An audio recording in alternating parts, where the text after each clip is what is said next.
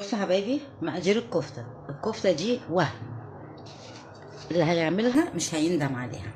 بصوا معايا نص كيلو لحمة مفرومة. تمام.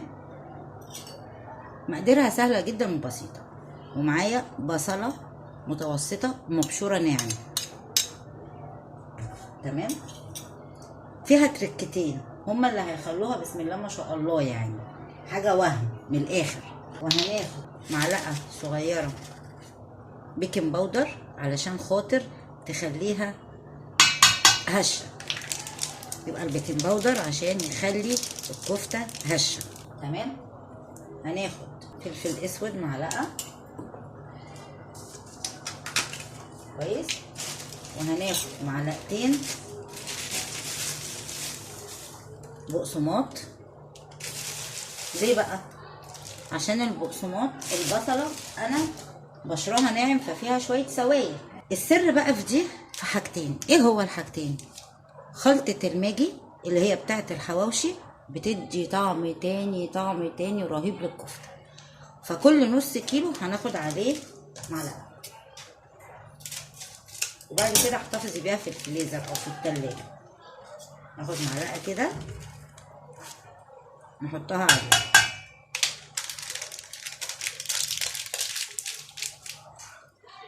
اللي يخلي الكفتة متماسكة وهشة وفي نفس الوقت جوسي الزبادي. هاخد معلقة زبادي لان انا عامله نص كيلو. طبعا انا غاسله ايدي نضيف قوي. وهحضر جنبي البقسماط عشان لو حبيت ان انا عايزه لقيت فيها هي مثلا سايله شويه هعملها احط لها حبه بقسماط تاني. بس هي ان شاء الله مش هتحتاج يعني، لان هي بصله صغيره. البصله عشان نستفاد بيها مش هنعمل بس بيها الميه بتاعتها. لا لا لا لا، هي كده بس. صدقوني جربوها هتفرق معاكم حلو قوي. هتلاقيها طعمها جميل. بصراحة أنا كلتها عجبتني. كلتها عند بنت خالي، كنت في القاهرة. بنوتتها عملتها فقلت لها جميلة، عاملاها ازاي؟ فقالت لي على السر بتاعها. فدي أنا بهديها لها لسمسومة حبيبة قلبي،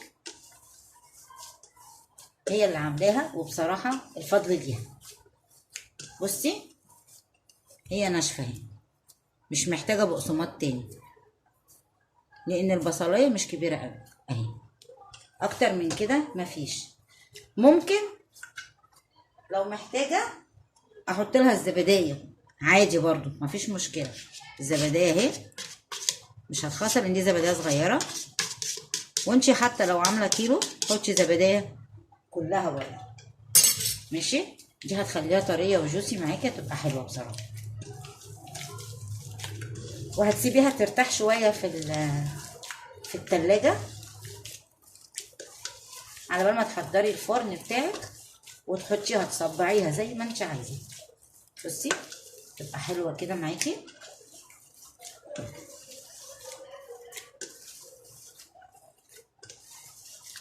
اعجنيها حلو، مش محتاجة اي اضافات تانية.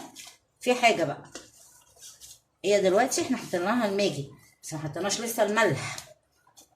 معلش ندوق حتة لان ممكن تكون البهارات بتاعة الماجي محدقة. هنحط كده معلقة ملح، حبة صغيرين. عايزاها بقى حرة حط لها، مش عايزاها حرة براحتك بس عشان خاطر الاطفال.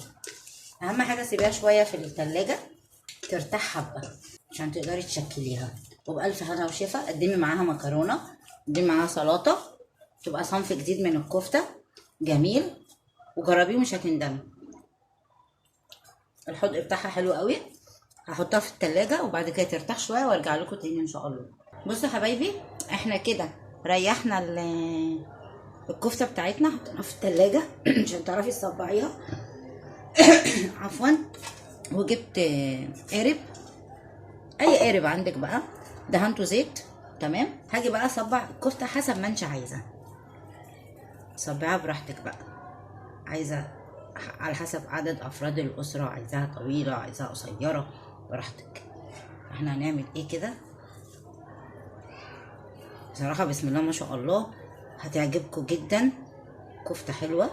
وحطيها بقى ايه في الفرن. انا مولعة الفرن في الرف اللي تحت، بس هحطها على ايه يعني، مولعة من تحت قصدي، وهحطها من فوق في النص عشان ايه قعرها ما يتلسع، واسيبها على بال ما بعمل المكرونة. قدمي بقى جنبيها مكرونة، قدمي سلطة معاها، اعملي شوية بطاطس محمرة، حطيها في سندوتشات براحتك زي ما انت عايزة.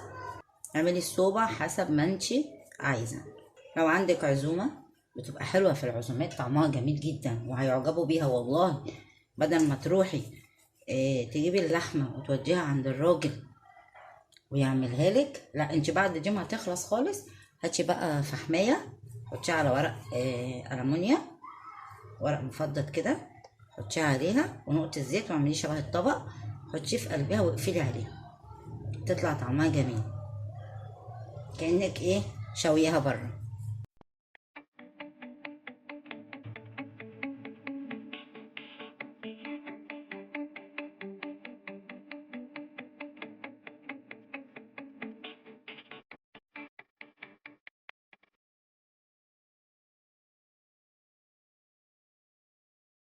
اهي بسم الله ما شاء الله،